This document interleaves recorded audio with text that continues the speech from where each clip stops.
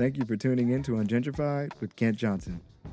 Ungentrified takes an unfiltered view on pop culture, music, television and film, politics, current events, and topics central to the worldwide Black community. Ungentrified is a safe audio space for celebrating Black culture in its purest form.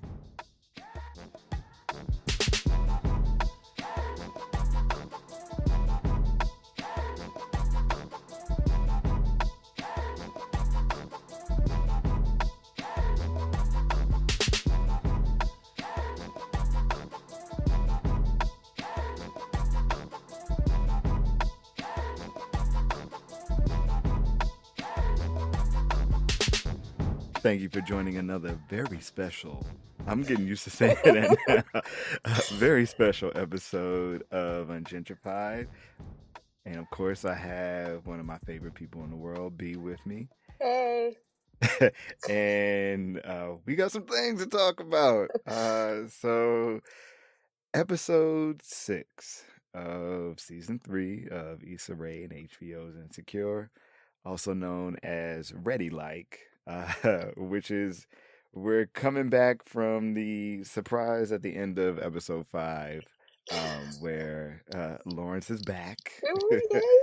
So excited. Yeah, as a matter of fact, like as soon as the episode started, we were both kind of like watching it at the same time, and that's all I text you was like, Lawrence is back. Right, and like I had to focus really hard because last night I didn't watch it at home. I watched it at a friend's house, so it's really hard to watch with a whole bunch of other people when you're trying to take notes, and they didn't have closed caption. Oh yeah, you so, probably missed some zingers.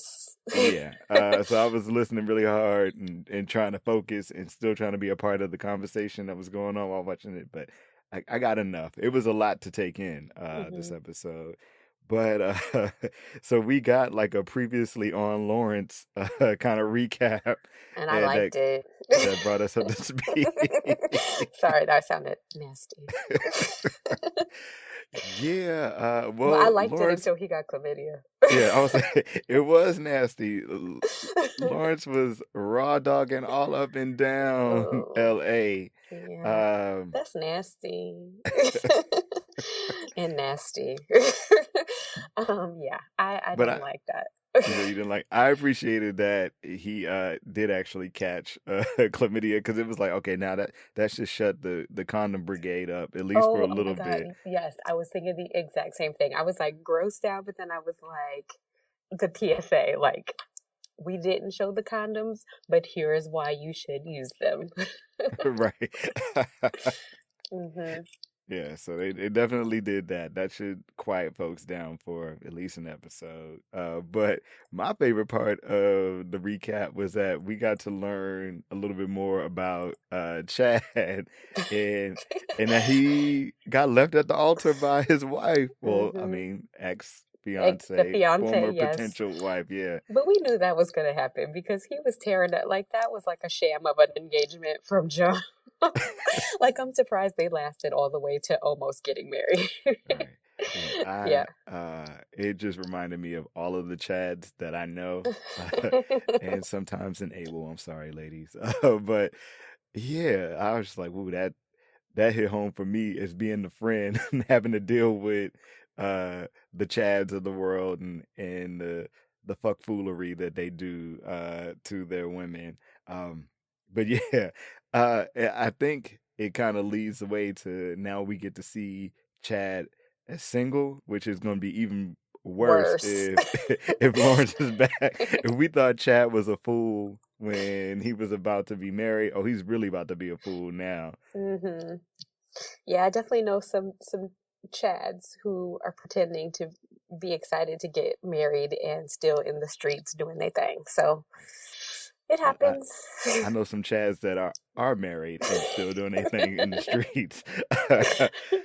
But I did when I was younger. That's another episode. I try not to bring those into my married circle, because if I know you doing dirt and you married, you can't hang out with me and my man. Sorry. We don't need that in our lives. We sure don't.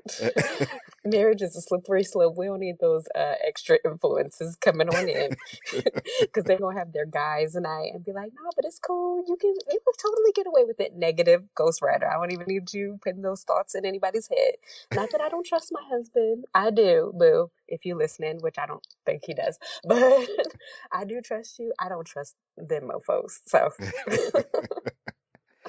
uh, but yeah, so we got caught up on Lawrence and Chad, and then the actual episode kind of kicked in, and the Molly and weed thoughts of Cococella actually lasted past that weekend, and Issa went in and was really moving to try to make it happen.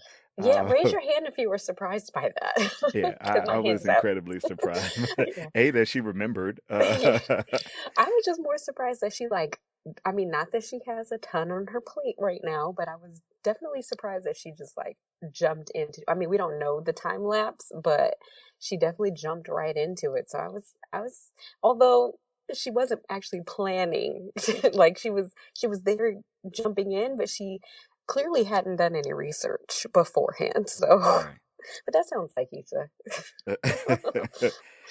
And I appreciated old girl that worked in there, her use of janky. Oh my goodness, yes. That's the Kelly in me too, because I was like, sometimes I say janky all the time, but sometimes, being an older 30, I think like, am I saying like how my cousin used to say fly all the time, and I'd be like, girl, fly is out. Like, but so it makes me feel good that I'm still like on trend with janky. All right, let's establish two things. I still say fly at least once a day. No, At but it's least once a day. it's re- it's come back though. Like it's re-emerged. Like it's okay. It's like hipster trendy. Back in like the early 2000s, I was like, girl, fly is gone. Yeah, I fly and dope never left like my lexicon. I have subscribed and I am happy with the service. Like it's been around that whole time. And Janky has. Like Janky comes out of me every once in a while, and usually when I'm on the West Coast, when I'm back on that side of town, but I appreciated that felt That's still it's very still rolling. familiar. Yeah. Yes. But you know what I think about Kelly too is that we don't let stuff go. So I mean, like I still get hyphy, even though hyphy isn't really a thing anymore. But I feel content that like if I get hyphy at a party, other people gonna get hyphy with me too. Or if I say hello, like I texted you right now, like sorry, I'm late because I had to walk hella far in these heels and I'm fat now. So I still use hella like it's regular.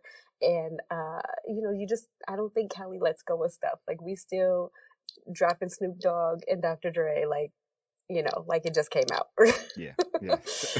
So I don't think we have to worry about that kind of stuff. Whereas if you was on the East Coast, like in an Averex, you would get put Yeah, you out. would get clowned heavily. An Averex and some beef and broccoli Tims, you would get clowned. Yeah. And is clown the Cali thing? I was having a conversation this weekend No. Clown is around like, so somebody said Jonin, and they were like, uh did they say Jonin on the West Coast? So I was like, no, they said no. like, I remember saying like basin or clowning. Dissing. Yeah. This one, yeah, but nobody said Jonin on the West Coast. No, It's but a I say very Jonan like every DMV. once in a while just because of just from school. Yeah, Just from yeah, college. yeah. That's what I was like. That's a very DMV thing. Yeah. Or Uh, I even heard like our boy Aaron would say Jonan too because maybe just because of college. yeah, But but I every once in a while if I see people say stuff like on Facebook like from Be More DC, like I feel good that I know what they're talking about, but maybe my people here would not know what they're talking about. I know this is like a rant on yeah, on yeah. Janky, but still, it means a lot. Yes, yes, it does. Thank you, Issa, for that. So Nathan's there being hella supportive of Issa and really gassing her up, letting her know that she can get this done and that it's just paperwork and her vision's still gonna come to it. And then we really kind of get this montage of them really kind of in a play relationship. Like a It's quick very one. Yeah, it's very like that newness moment where, everything the person does is sweet and you just want to be booed up um and Nathan's like, he puts it out on the table like I really like you, which was a red flag for me because I remember in the past episode when he was like he moved fast. Yeah. I was thinking that too. And I was kind of like peeping Issa's response. If she had like that delayed response, like, ooh, it's like when somebody says, I love you first, but you're not really ready to say it. So you're like, ooh, should I say it back just to be nice? Or do I really feel this way? And so I kind of was like, is her response genuine? And then, like, did he take that as some kind of like that pause as something? But then she was just like, oh, I didn't know we could say this yet, but yeah, I'm feeling it. So Yeah, I didn't know how to take that from her. And I don't know if he knows how to take that from her either. yeah, he really he put it out there, and I don't know if he got the response he expected. Uh and that kind of leads us to what goes on in the rest of the episode. But in that moment, I had a thought because we really don't know too much about Nathan at this point, other that he's a mobile barber and that he's from Houston, and his homies got drugs on deck. Right. Like for real on deck though, in a Right. plastic baggie. So I was like, "Yo, is he a hobosexual? Have you ever heard of the term hobosexual?" I have not, but I All right, let me I'm break it down to interested you. in the definition. Is this from Okay. Urban Dictionary? It might be on Urban Dictionary, but a hobosexual is someone who will basically fast forward a relationship for the opportunity to be laid up in somebody's house because they ain't got nowhere to stay by themselves. They're a hobo, like they homeless, and they lock in Ooh. the relationship so that they got Hmm. a roof over their head. Kind of So like they're very Issa. Oh wait, no. yeah. Yeah, kind of how Issa did Daniel. She was a hobosexual. Right. Only she didn't fulfill the sexual part. Right, right. Yeah, when it came time to pay that rent, She had to leave. right. But you know, But that does generally, make sense, except, I mean, like, maybe not the sexual part, but like the hobo part, because he was staying on old boy's couch right. just in the last episode. So, like, oh, I'm staying with this dude. So that does make sense. Yeah. And we all know a lot of homosexuals. We know a lot. You see more homosexual dudes than homosexual women, because these dudes link up. We see them emerge around tax time a lot, and they'll link in with a girl who got money at the moment, or who's just looking for some attention, and go on a first date and just stay and just don't leave, and they laid up in your spot. Next thing you know, you dealing with 3 kids in your house that ain't even yours. That's how homosexuals get y'all. So be on the lookout for homosexuals. Use it in a Okay. sentence today if this is the first time you've heard it. I'll add it to Caleb's. When you're in a grown up, don't be a hobo. Don't be a Sexual. hobo. Yeah, don't be a homosexual. So yeah, I was really thinking. I was like, is he, trying to put the press because he need a place to stay? I don't Uh, know, because then he disappeared, so I don't right. know about that theory just yet. But it's a plausible theory Yeah. to be fair. I I I didn't think that it was a good idea that he was like coming on so strong, but I mean, some people do jump into relationships really fast. Like on my show 90 Day Fiance, the guy said she was looking for a proposal for the day I met her. Some people are like that. And then it was like I was really trying to put it in perspective of time. I was like, okay, they've known each other for a couple of weeks. I mean, you could have the really likes a couple of weeks in. They've had really great dates. I'll give them that. And like I said last week, she gave him that snapper. So that'll change emotions real quick. So Hmm. I mean, look, he's new in the city. He done found someone he likes. They have a chemistry clearly, so there's nothing wrong with having the really likes. I'm not against having the really likes at this point in the time. Um, Now, if that had turned into something creepy, then yeah. But I mean, he just said, "Hey, I really like you. I really like this. Whatever it is." I mean, Uh, I don't know. I feel like, just because I've been in a lot of like really terrible relationships, I was like, I don't know if I believe this dude. It could be me being cynical adult me, but like young me would have been like, oh, that's so sweet. We really like each other. But adult me is like, don't trust this dude. Don't trust this nigga. He ain't about nothing. All he about is felonious acts. felonious acts, and and that was a perfect segue. So Issa gets a call that next day from Lyft, saying that there's an investigation about an assault on one of her trips. So she doesn't respond back to the voicemail. She texts, I don't know if she texts or calls, I don't remember, but She she texts him reaches out. first. Yeah, she reaches out to Nansford and is like, Mansford. hey, Liv is calling me about an investigation, basically giving him an opportunity to clear it up. He doesn't get a response. Um, and as we learn throughout the rest of the episode, she gets no response. He hasn't called, he hasn't texted. Uh, and at this point, she decided that she really liked him and claimed him. As her And man.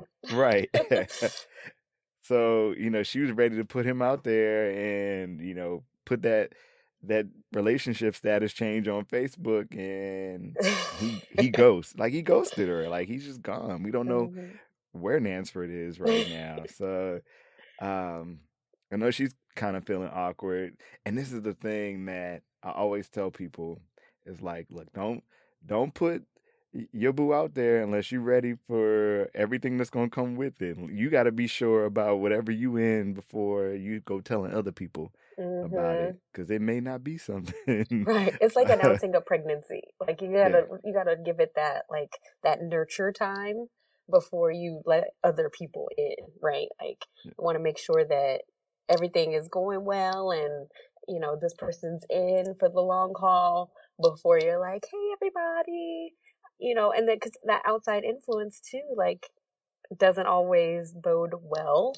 If you let people in too early, you got to kind of like get that private time to nurture your relationship and move it forward before you're just like telling the world. But I think she maybe felt more comfortable to do that because he said it first, right? right, So she felt like, oh, he's really in. So now that I let my walls down, then we in this together. So I think and she didn't do it on purpose, right? Like she let it slip.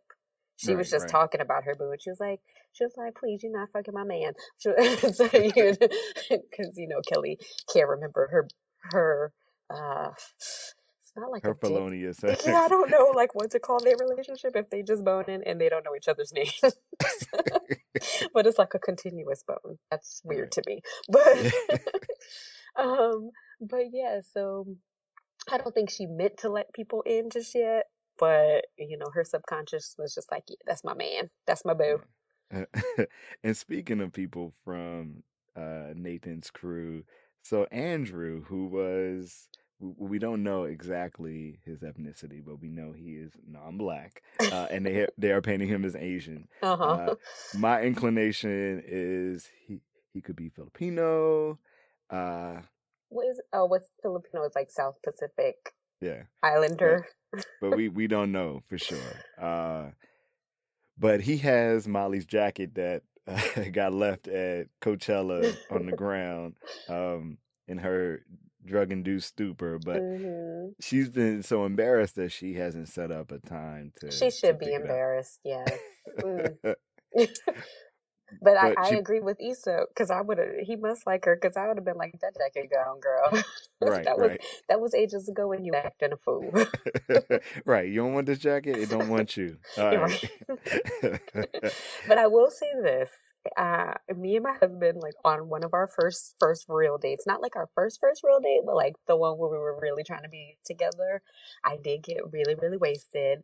We did some stuff, and he held my hair. Like I was really like throwing up all over the place. So, if someone likes you at your worst like that very early in a relationship, then I feel like it could be really something. She should give him a chance.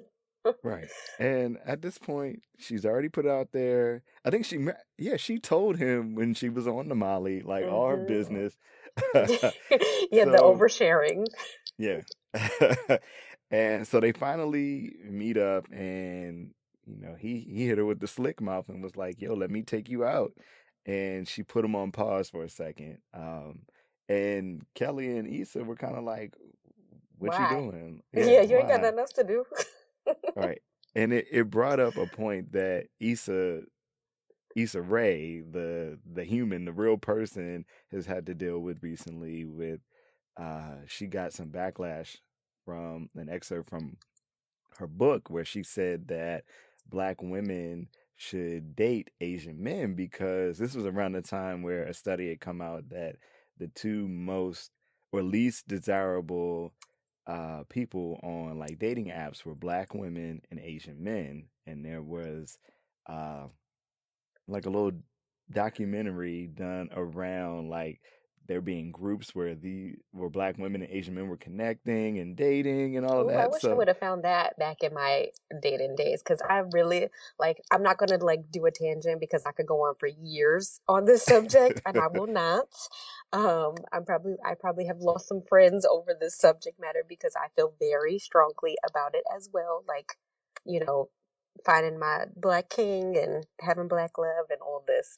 But in Cali, it is very hard for black women to date black men. And before I didn't I know about what you're talking about, but even before that, like I had read that like Asian men are and black women are the ones whose partners date outside their race the most. So we're the ones that like can't find our culture. Like, and so it's like a really big deal to me to like when your own people don't find you desirable, right? And you see mhm. them with and I'm talking like in Cali. I know it happens other places too, but in Cali, it is like an epidemic. Like you find them with everything else but black women. And it's kind of like my husband and we call ourselves unicorn because even in his circle of friends, there are none that are dating black women. He is the only one. And they all grew up together in similar situations, and it's just I find that we shouldn't be the exception. Like I understand you find who you love, you find whoever you find, like whether it's like gay, straight, black, white, whatever. I do get that, but I find that it it can't be that we are the minority. Black on black love is the minority. So I understand. And I think like when I was in high school and stuff like that, I always dated like mixed guys. But after coming from like an HBCU and having like my pick of the litter, not that I was like so fine or anything, but like we were all black. So I was gonna find a black man there. But coming home and being like actually like ignored when I went out, like invisible when I went out with other people, it hurt. And so I think it just made me want to be with a black man even more. But then I did, I was a Molly for a second and I was like, well, if I can't find me a black king, let me, all these white boys are trying to talk to me. Let me see what's up. So I did give it a chance and I think she should too. Like it's good to want your people, but I mean, you can't count of everyone else out just because of that's your vision, Something might surprise you. And then Well, I'll just leave it at that. well, shout out to you and Kyle being Orthodox blacks and And I marrying. love it. And I'm trying to convert others. Yeah, I was cracking up when she said Orthodox black. I am like a Jehovah's Witness. I am knocking on doors trying to get our brothers back to us ladies. Sorry. uh, I'm sorry. so, one more thing that happens before the baby shower, which takes up like the second half of the episode, is Lawrence links up with Chad and Derek at the bar, and uh, they talk about, getting back with your exes. They ask Chad if, well, Chad's on a whole nother planet as to what actually happened with his marriage, and uh, he is of the mindset that he left her and she didn't leave him. Right. Uh, but he's willing to take her back Mm, if she's open to it. So they pose the question to Lawrence, like, would you take Issa back? And his gut response is hell nah. But then he kind of retracts and makes a distinction of, she's Issa's not a hoe. She just did some hoe shit. yeah, I like that he Um, kind of defended her. It kind of like brought it back down. Like, yeah, yeah, I'm over her. Wait, I mean, but I still have, I still love her. I still have good vibes for her. We just not together type of thing. So I like right, that. right. Yeah, I think after you've been burned too, you kind of have these moments of clarity when you realize, all right, you know what? I mean, he kind of said, I don't just want to fucking go to work. Like, I want to do and have more. And he's kind of looking at Derek more so as the the opportunity to be in that space again. Like Chad was cool, but he's really looking towards Derek as that's what he wants. Um, I mean, I think they needed that. So I Hmm. think everybody needs a moment of whoredom, especially if you've been in a relationship for an extended period of time. And Just got based, comfortable. yeah, yeah. I mean, like they were together since undergrad, so And I they think too, like it's good to have those types of friends too. Like I feel like you do have friends for I do have friends for every particular thing, especially when I was like a little bit younger. I had like my friend that, I could go to the club and hoe out with. And then not that I was hoeing, I'm just saying like I could be my fun adventurous self. And then I have those friends that like are my work friends that we talk about work all the time and we're like driven that way. And then I have my college friends who, if we feeling like being philosophical for a moment and talking about, whatever, ungentrified things, then I have, those people too. Like I feel like it's good to have different friends for different things because you don't kind of like pigeonhole yourself into like one type of thing. And we're complex people, right? Like we don't want to just be like family all the time. Like I'm just home with my kid all the time. I can't see anything outside of that. Sometimes you do need to go to Coachella, like I have not ever been, but sometimes you do need to go to the club and you call up your club friends. You're not probably going to call up your parent friends because they need, everybody can't get a babysitter on the same day. So I right. think it's good to see both sides. And, he was able to let his freak flag fly. And now And he's get like, burned. literally. And then, and now he can look at, what's going on the Derek side and start making those kind of moves if he so feels that way. Right. Yeah. I think the weight of age is hit him, and he even said it like, "Man, I'm 30. I think he Too. said that 32. Yeah. So, um, he's feeling it, and I think this just happens. Period. Whenever you're dealing with like major landmark moments for friends, whether it's a wedding, baby coming, everybody in that circumference of friends is having that conversation, or that comparison moment where you're like, oh, I ain't got my kid yet, or dang, they get married. I ain't even got a date. Like, Yeah. you know, Hmm. um, so everybody kind of has those reflective moments around these, like I said, these big changes in people's lives. You start to, count up your marks and see if you feel like where you're at, uh or to kind of wallow in it for a little bit, and everybody was kind of doing that. But you brought up your separate groups of friends, so do you have a crazy crew like Tiffany did? Uh oh, a crazy group. The people that did I kind of do actually. I mean, like they're not like they don't all have babies and stuff like that, but like I feel I really did like relate to Tiffany in at first I was like, was she pushing all her friends away? Like she got all these other people coming in to do things and she's separating herself because like last week I was saying you do lose friends because they can't relate to you. But in that beginning moment I was like, well dang, she's pushing them away. She can't complain. But as the episode, went on and she was able to kind of like open up with them more, I totally did relate to her where it was like, well, y'all didn't even offer to throw me a baby shower. And I did have a friend like that who I was like, I didn't have to ask her for anything. She just stepped up and I did the same with her wedding and things like that. Like we maybe aren't exactly in the same level as far as like family life, but you do have those friends that are like all about family, that are all about supporting you and relating, trying to relate to you in that way, and they go all out. And so why wouldn't you say like, well, I do have these friends that I thought are my best friends or whatever, but they didn't step up, so of course I'm gonna let you run with it, and you met my crazy friend, I think. Yeah, I She have. was my matron of honor. But yeah, so I do get that. Like, why wouldn't I open myself up to letting them be on my level and like throw me this big party and celebrate me, because who I thought would do that didn't do it, and I'm not going to sit here and wallow in that either. Right.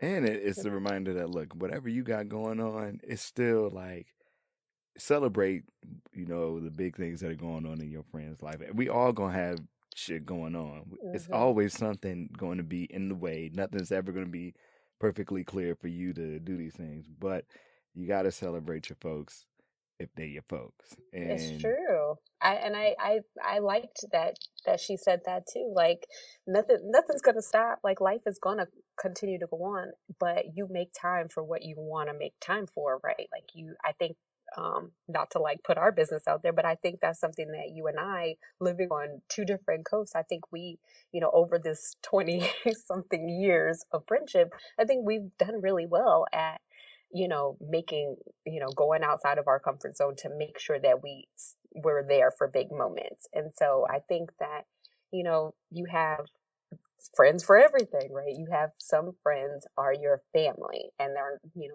go above and beyond for them. And some you're really close with them. You really like them. You love them even. But I mean, sometimes jailbait trumps, what, what, what else, they got going on, and you don't necessarily put them first. And I mean, I guess that's how you see where you stand with people, right? right, right, yeah. Well, that Another feels, your thing. voice kind of went down. It feels like we brought it down. Ooh. That was No, but I mean, depressing. it was that the whole baby shower. I mean, outside of Tiffany's recreations of I love that. famous And I pregnancy can't wait to photos. get pregnant again because I'm going to do it too. uh, it was like a quick turn when the baby shower came around and the emotions were flying, and but it brought up the thing that we've seen a lot lately, which is the co-ed baby shower. Did you had a co-ed baby shower, right? I sure did. Well, I had a family baby shower. So it was definitely, because no one threw me one. So I did have like a co-ed, like a family one.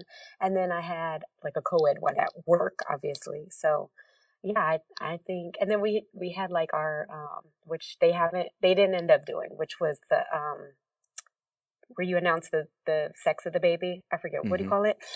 Gender We reveal. Gender reveal, yeah, and so that was like a co-ed thing too. But no one complained because I mean, I was only pregnant one there, so everyone still had a really good time. It wasn't like these dudes hated being there.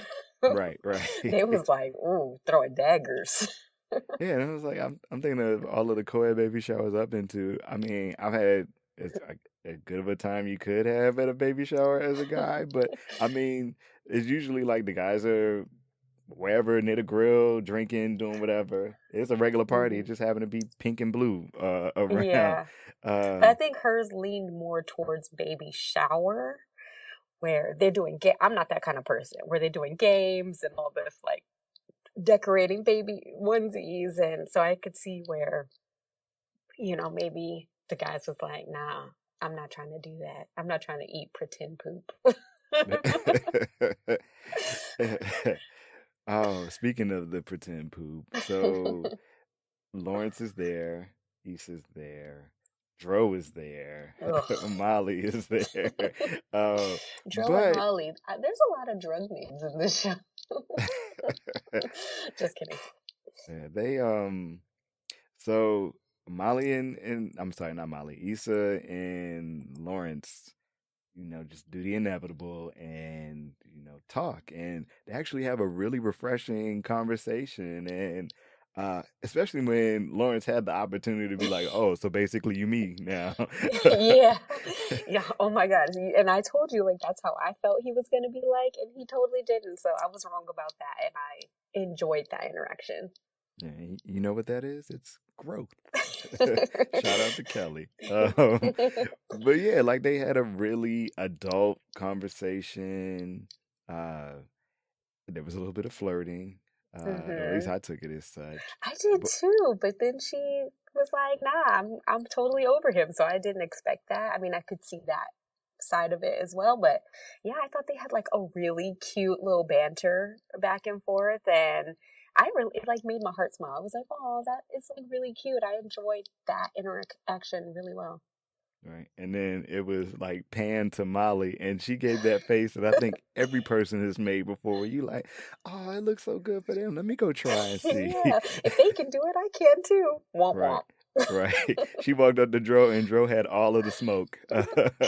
Pun He had, intended. yeah, he had like what I thought Lawrence was gonna have. He had it. Right. It all went to Drew, and he was like, "Oh, we can talk now. It's cool. We good." And she was like, "You know what? Bye, nigga." Right. Right. I was waiting for Ike to show up and Ike did. Like he had no cut cards Mm-mm. for her.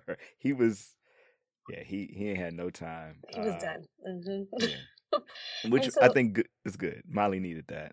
yeah, because she would have went backwards, and then that propelled her to text Andrew. So I was glad that whatever she needed to move, because that was all bad anyway. But the thing that interaction really did play into the next thing, which was his wife came, which Yes. I had anticipated she was going to be there, and she was like a surprise end of the episode, kind of drop in, and I had played that whole interaction with, wow, surprise, they're having a baby, right? Right. And in my mind, I was thinking, now what kind of baby, where did this baby come from? Is this a get back at Molly baby? Or we was always have like trying to have a baby?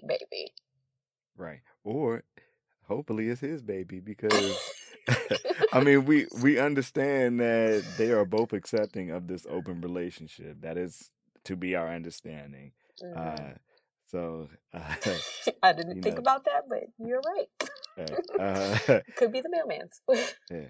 And I think that Candace had an approach that most women would not have had in that situation. But then again, most women aren't in open relationships because Candace was very cool. Like, hey Molly, I know you've been sleeping with my man, but it's good to see you. Or you maybe know, she's like, oh, that's over. So now we could be extra happy again. right.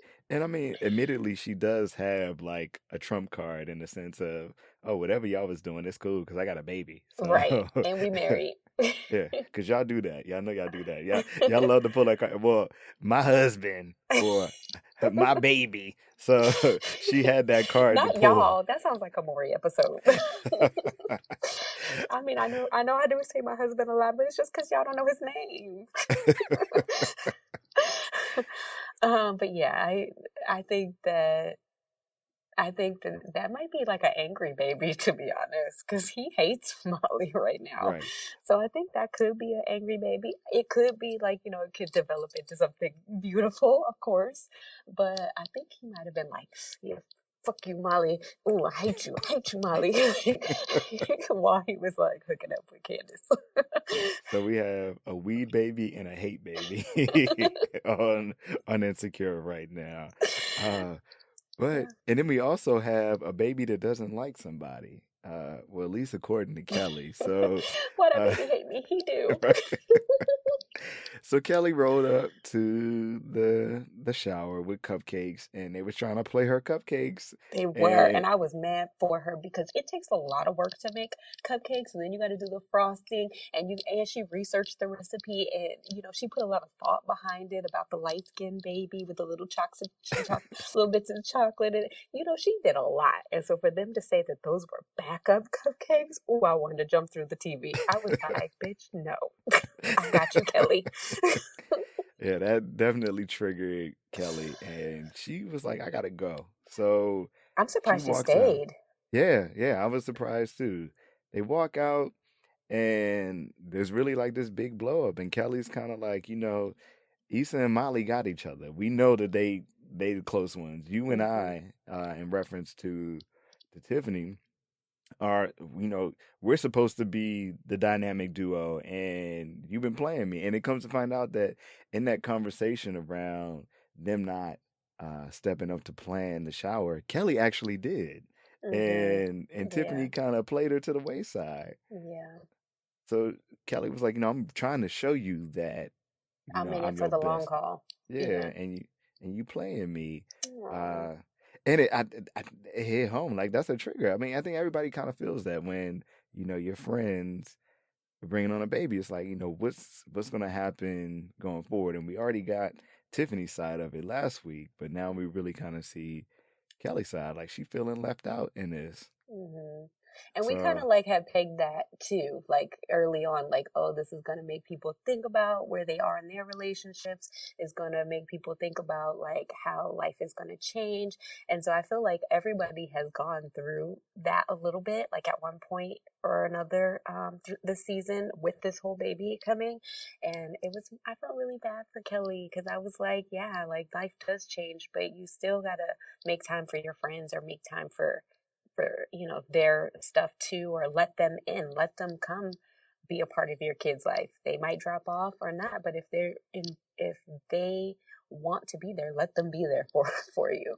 right, right, You could still have the crazy party crew, in addition to, right? I think at some point too, though, like if she would have tried to help with the crazy party crew, she still would have felt this way. She right. still would have been like, well, they got it, or they got a one up, because she even said, well, she has a baby, or she's pregnant, or whatever whatever she said. So she's already putting them up on a pedestal. And I told you too last week, I was like, even if she don't have those friends anymore, she gonna have Beyonce, her Beyonce parenting group. So I knew Hmm. it was coming for Tiffany. But it does give me visions of my next baby shower. I know you're not supposed to have more than one, but my next one is going to be exactly like this one. But that all brings us to the end of the episode where Issa gets a call from Lyft, and they're like, "Oh, the investigation." Oh, well, no, no, no. Let me stop that. So Issa tries to call Nathan at the party, and she goes straight to voicemail. And at this point, I'm like, "Yo, he might be locked up. Like he might have caught a charge on I that." thought the same thing. Is that bad that that's the first thing that we went to? Like, is that like, No, like, like institutionalized racism? Like, what is it? no, we just have the skill set that knows that certain clues lead to certain things. And also, he does a lot of felonious acts. And there's that. So Molly hit him with the, "You want me to call him from my phone?" And she That's a good tried. friend. Yeah, that should ride or die right there. But he didn't pick up there as well. So he's just kind of in this headspace, like, "Yo, where is he at?" I just claimed him, and now he's ghosting these streets. And the episode ends with Issa getting a call from Lyft saying that, "Oh, no, no worries, the investigation is closed, and we've spoken to Nathan about it." And that's like, well, wait a minute. Oh, he can't call me, but he can call Lyft to leave a statement. So now she's really trying to figure out what's going on with this Nathan situation. She hasn't heard from Hmm. him in like a week now, I think. Um, so Yeah. yeah, everybody's trying to figure out where's Nathan, and I don't know if hopefully we'll find out because we only got 2 episodes left. Yeah, he might So have for real ghosted. Maybe he got cold feet. Yeah. You Yeah. never know. I don't know. He did dip out, but he did talk to the lift person, so he's clearly like not avoiding talking to her Yeah. or Like seeing so her. he's not dead. So we No, do know he's that. he's still alive, and he's not in jail because he's actively talking to the lift people. Right. Although I feel like they would have still wanted to talk to Issa since she was the driver in that incident.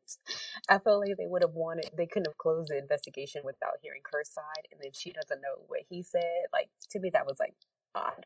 But they moved past it, so I will too. Yeah.